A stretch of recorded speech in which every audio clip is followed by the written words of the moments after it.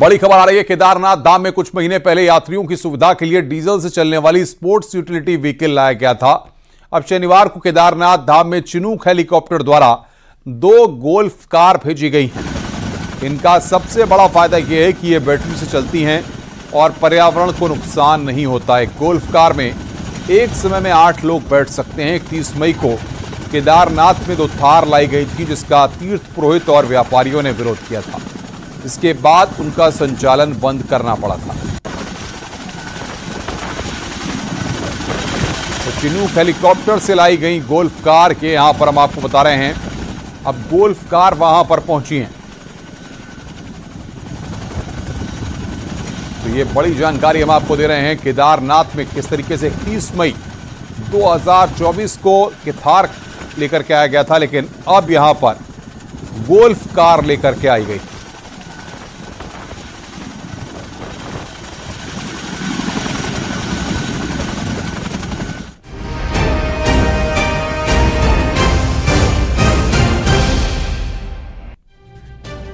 खबर मेरठ से है, जहां पर दिल दहला देने वाली खबर सामने आई है। यहां पिता के साथ सो रही एक 2 साल की बच्ची को पहले किडनैप किया गया, फिर पकड़े जाने के डर से किडनैपर ने बच्ची को नाले में फेंक दिया। पूरी रात बच्ची की लाश नाले में पड़ी रही। क्या ये पूरा मामला, आइए इस रिपोर्ट के जरिए देखते हैं।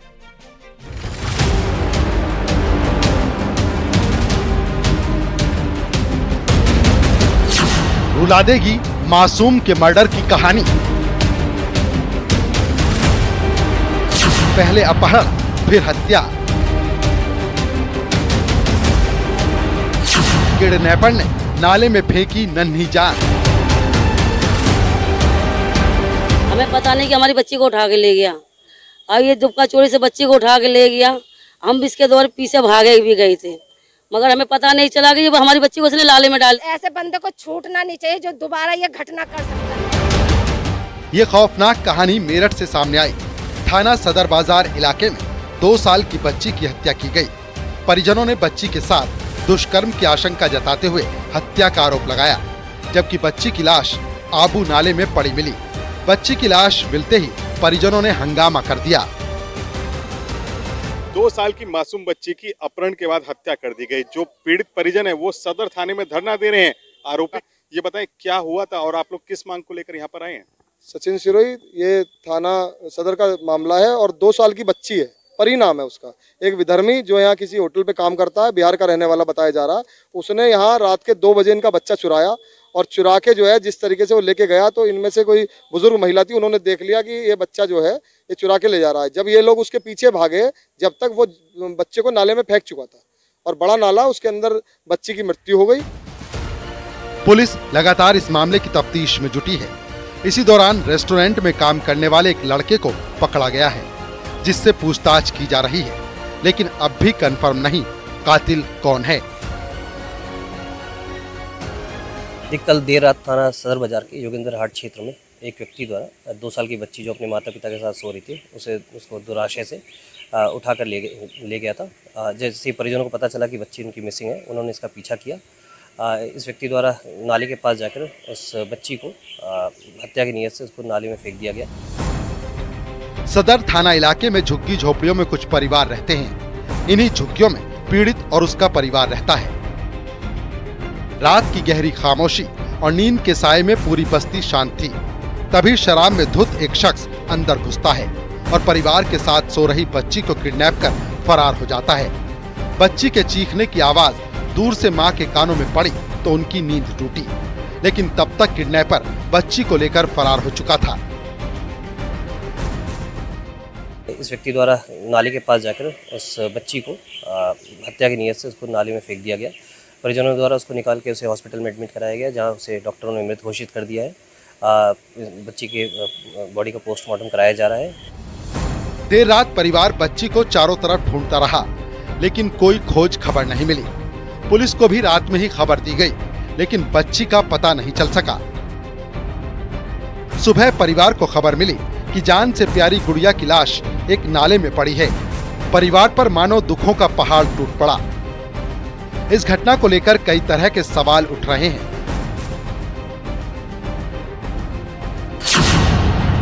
क्या हैवानियत के लिए बच्ची को किया किडनैप? क्या रेप के बाद मासूम की हत्या? क्या मोइश ही मासूम का कातिल है? ऐसे तमाम सवाल हैं जिनके जवाब अभी पुलिस तलाश कर रही है।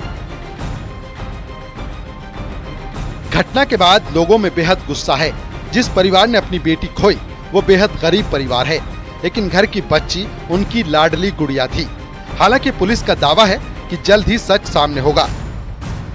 जो ये 20 साल का है, इसको गिरफ्तार कर लिया गया है और इसके ऊपर परिजनों से जो तहरीर मिली है उसके आधार पर इसमें हत्या का मुकदमा अभी पंजीकृत किया गया है और इसमें पोस्टमार्टम की रिपोर्ट के बाद इसमें और भी धाराएं इसमें बढ़ाई गई।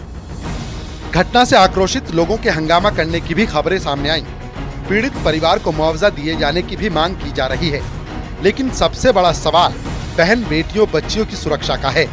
अगर घर के आंगन से बेटियां उठाई जाने लगी तो कोई कहां सुरक्षित महसूस करेगा? मेरठ से न्यूज़ 18 के लिए निखिल अग्रवाल की रिपोर्ट।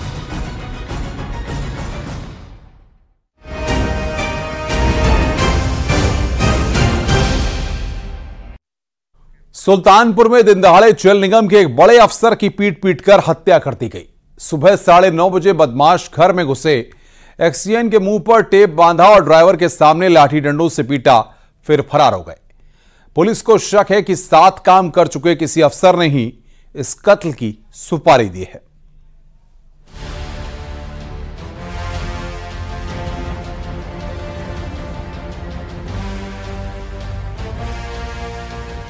दिन दहाड़े अफसर का मर्डर,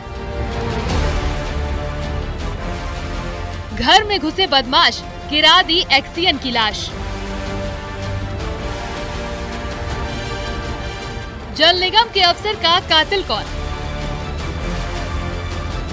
साहब को किसी ने मारा है तो हम लोग रूम से भागे वहाँ गए, मतलब चलो देखे हो सकता हाथापाई हो गई हो, इसलिए हम लोग गए। जब रूम पे गए तो देखे वहाँ नज़ारा जो है कुछ और था। राजधानी लखनऊ से करीब 160 किलोमीटर दूर दिन दहाड़े एक बहुत बड़ी वारदात अंजाम दी गई।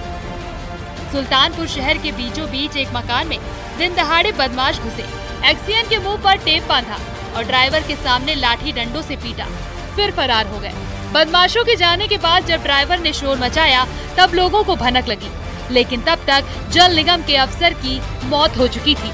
जल निगम विभाग के अधिशासी अभियंता संतोष कुमार की पीट कर किराए के मकान में उनकी हत्या कर दी गई। जैसे ही जानकारी सुल्तानपुर प्रशासन को होती है, मौके पर सुल्तानपुर डीएम एसपी पहुंचते हैं। साक्ष्य संकलन के साथ पुलिस पूरे मामले की जांच पड़ताल में जुट जाती है। वहीं घर पर मौजूद एक बुजुर्ग नौकर के बयान पर यह क्लियर हो चुका है कि एक्सीएन की हत्या कौन किया है।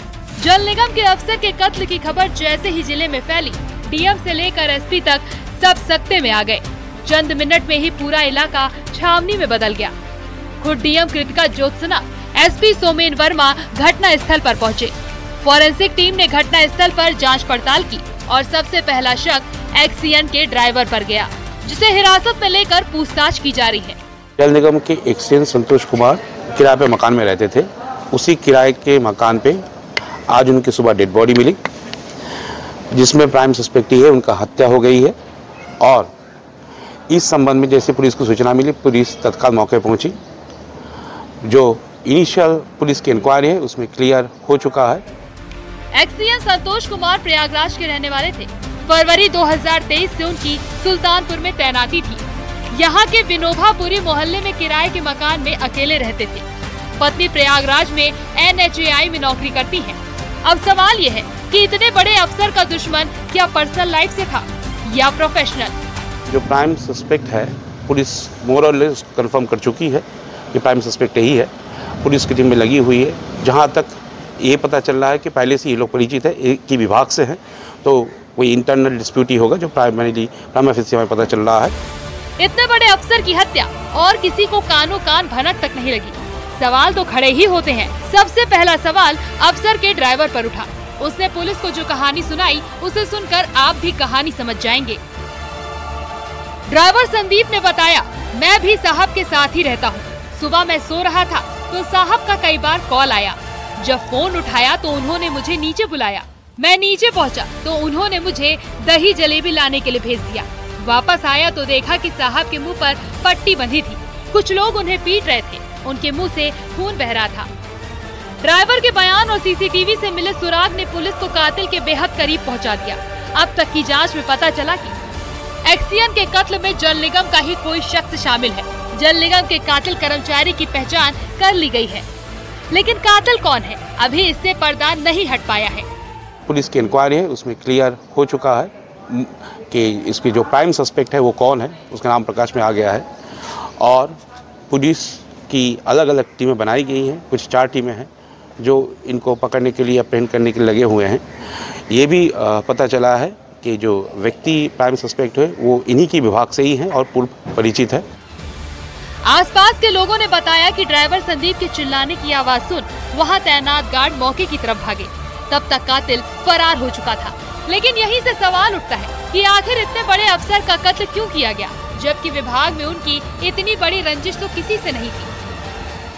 पुलिस का इशारा विभाग के ही एक अफसर पर है। फिलहाल पूरे मामले में पुलिस लगातार ऐसे लोगों को चिन्हित करने में जुटी हुई है। साथ ही उस अफसर की गिरफ्तारी के लिए पुलिस की कई टीमें बना दी गई हैं और जल्द ही उसे गिरफ्तार कर सलाखों के पीछे भेजा जाएगा और पूरे मामले का खुलासा किया जाएगा।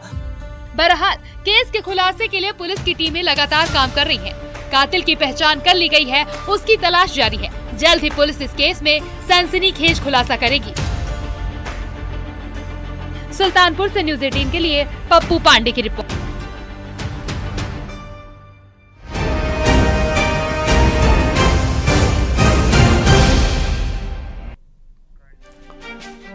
माँ वो होती है जिसका दिल बड़ा हो। माँ वो होती है जो बच्चों के लिए मौत से भी लड़ जाए। माँ वो होती है जो अपनी औलाद के लिए किसी भी हद से गुजर जाए।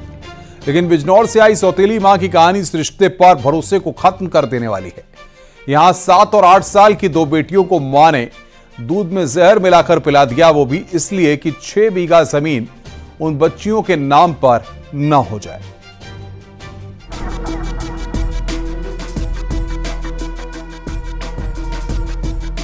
ये कहानी है रिश्तों के कत्ल की। ये कहानी है भरोसे के कत्ल की। ये कहानी है लालच में डूबे रिश्तों की।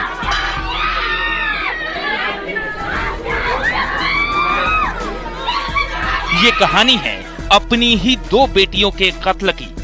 ये खौफनाक कहानी बिजनौर के अकबरपुर गांव की है, जहां सौतेली मां, नानी और सगे पिता ने मिलकर 6 बीघा जमीन बचाने के लिए अपनी 2 लाडली बेटियों को जहर देकर मार डाला। बिजनौर पुलिस ने 36 घंटे पूर्व हुई हत्या का 2 मासूम बच्चों की हत्या का खुलासा कर 3 आरोपियों को जेल भेज दिया है। हत्या आरोपी कोई और नहीं, उसकी सौतेली मां बच्चों की और उसका बाप और उसकी नानी निकली।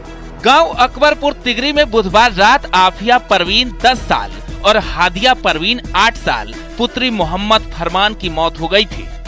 दोनों बच्चियों के दादा नसीम अहमद ने जहर देने का आरोप उनकी सौतेली मां नाजरीन पर लगाया था। पुलिस ने नाजरीन को हिरासत में लेकर पूछताछ की तो और भी राज खुले। पता चला कि घटना में उसका पति फरमान और उसकी मां चांदनी भी शामिल है। बच्चियां उम्र लगभग 8 से 10 वर्ष दोनों की, उन्हें जो है जहर खिलाने से जो उनकी मृत्यु हो गई। मौके पर तत्काल जब पुलिस पहुंची तो हमें ये इन्फॉर्मेशन मिली है कि उनके फादर जो है उनकी दूसरी शादी हुई थी और वो अपनी सेकंड वाइफ के साथ ही रहते थे और बच्ची। मोहम्मद फरमान ने दूसरा निकाह किया था। पहली पत्नी दिलशाना से करीब 5 साल पहले उसका तलाक हो चुका था। फरमान और उसकी पहली पत्नी से आफिया परवीन और हादिया परवीन नाम की 2 बेटियां हैं। दोनों बेटियों की परवरिश दादा नसीम और बुआ नजमा करते थे। लेकिन एक दिन सौतेली मां ने एक खतरनाक साजिश रची, जिसका अंजाम ये हुआ कि दोनों मासूम बच्चियों को धोखे से मार दिया गया।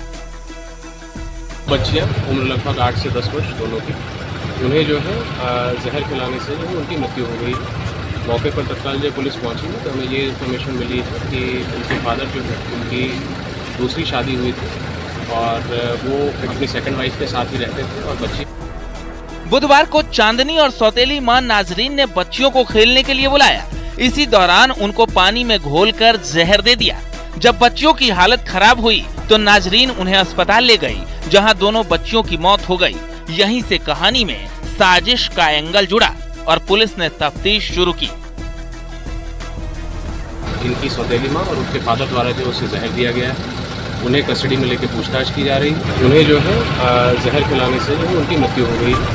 पुलिस की जांच में सामने आया कि करीब 2 महीने पहले सौतेली नानी चांदनी ने चांदपुर की एक दुकान से जहर की शीशी ली थी, जिसको पुलिस ने बरामद कर लिया है। जब पुलिस ने नाजरीन से कत्ल की वजह पूछा तो उसने सनसनीखेज सच उगल दिया। पूछताछ में बताया कि बच्चियों के दादा ने संपत्ति पोतियों के नाम करने की धमकी दी थी, इसलिए नाजरीन को दोनों सौतेली बेटियां राह का रोड़ा लगने लगी। यानी जमीन के लालच में अपने ही पिता और सौतेली मां ने मिलकर 2 मासूम बच्चियों का धोखे से कत्ल कर दिया, लेकिन लालच में डूबी उनकी ये सोच उन्हें सलाखों के पीछे लेकर गई। पुलिस ने सभी आरोपियों को गिरफ्तार कर जेल भेज दिया है। Bureau report, news 18।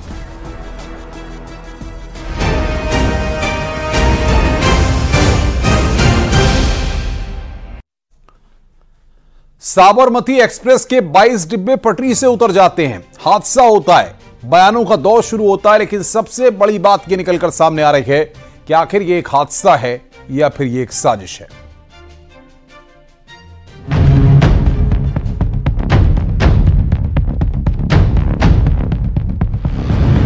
से डैमेज हो गया है, पूरा कट चुका है, टूट चुका है। इसकी प्लेट्स अलग हो चुकी हैं, जो ब्रैकेट प्लेट्स होती हैं पूरी अलग हो चुकी हैं, एंगल पूरा डिसाइड होगा। यूपी के कानपुर में वाराणसी से अहमदाबाद जा रही साबरमती एक्सप्रेस के 22 डिब्बे डिरेल हो गए।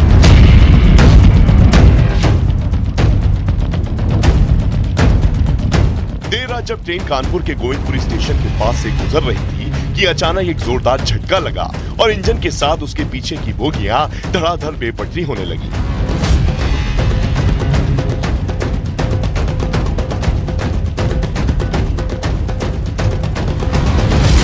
ट्रेन में सवार चैन की नींद सो रहे मुसाफिरों में चीख पुकार मच गई। ट्रेन के डिब्बे एक झटके के साथ रुक गए। जैसे ही ट्रेन रुकी, घबराए लोग तुरंत बाहर निकले और उन्होंने जो देखा उससे हैरान रह गए। साबरमती एक्सप्रेस के 22 डिब्बे डिरेल हो चुके थे। हादसा कैसे हुआ, इसकी जांच कर रेलवे कर्मचारियों की नजर जैसे ही यहां गई, साफ हो गया कि कानपुर में ट्रेन डिरेल की बड़ी साजिश हुई है। शुरुआती जांच में ये बात सामने आई है कि रेल पटरी पर बोल्टन नुमा एक चीज रखी हुई थी, जिससे साबरमती एक्सप्रेस ट्रेन का इंजन टकराया और ट्रेन के 22 कोच बेपटरी हो गए। कुछ निशान लोको से 16वें कोच के पास मिले थे, हालांकि रेलवे ट्रैक में कोई फ्रैक्चर नहीं है। साबरमती एक्सप्रेस के घटना की जांच अब साजिश के बिंदु पर भी हो रही है। इन सब के बीच साबरमती एक्सप्रेस ट्रेन के इंजन से बोल्टर टकराया। अगर ड्राइवर की माने तो बोल्टर के टकराने के बाद से ये हादसा हुआ और इस वक्त हम उसी जगह खड़े हैं जहां वो इसी जगह से टकराया और उसके बाद इसमें पूरी तरीके से डैमेज हुआ है और इस डैमेज के बाद से ये ट्रेन के कई डब्बे बेपटरी हो गए। साबरमती एक्सप्रेस ट्रेन पर रेल मंत्री अश्विनी वैष्णव ने पोस्ट कर लिखा कि साबरमती एक्सप्रेस का इंजन सुबह 2:35 पर कानपुर के पास ट्रैक पर रखी किसी चीज से टकराया, पटरी से उतर गया। तेज चोट के निशान देखे गए हैं, साक्ष्य सुरक्षित रखे गए हैं। आईबी और यूपी पुलिस भी इस पर काम कर रही है। प्रथम दृष्टया जो ज्ञात हुआ है वो ये है कि इस पे कोई बाहरी ऑब्जेक्ट हिट किया है, जिसके कारण इसका कैटल गार्ड डैमेज है और जिसके कारण शायद ये घटना घटित हुई हो। कानपुर के पुलिस कमिश्नर अखिल कुमार भी 5 मेंबर की टीम लेकर घटनास्थल पहुंचे और बारीकी से जांच की। रेलवे अधिकारियों ने बताया कि हादसे के बाद सभी यात्रियों को सुरक्षित ट्रेन से निकाल लिया गया है। इंजरी और कोई कैजुअलिटी नहीं हुई है। जो भी पैसेंजर इसमें थे उनको हम लोगों ने ट्रेन लगा करके वापस उनको कानपुर लेके चले गए हैं। कुछ बस से भी चले गए और कानपुर में एक ट्रेन वहाँ पर एक रेडी कर लिया गया है, उसमें उन लोगों को बैठा करके गंतव्य स्थल की तरफ भेजा जाएगा। कानपुर में जो हुआ उसे लेकर हर एंगल से जांच की जा रही है, लेकिन पिछले कुछ दिनों में देश की अलग अलग जगहों पर कई जगह ट्रेन हादसे हुए, जिसके पीछे साजिश के सबूत मिले।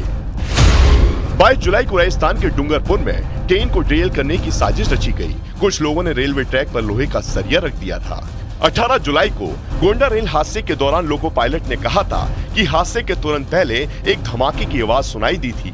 1 मई को मुरादाबाद में नैनी दूर एक्सप्रेस पलटने से बची। यहाँ किसी ने रेलवे ट्रैक पर पत्थर रख दिया था। रेलवे के अनुसार हादसे की वजह से 6 ट्रेन रद्द की गई हैं, जबकि 3 के मार्ग में बदलाव किया गया है।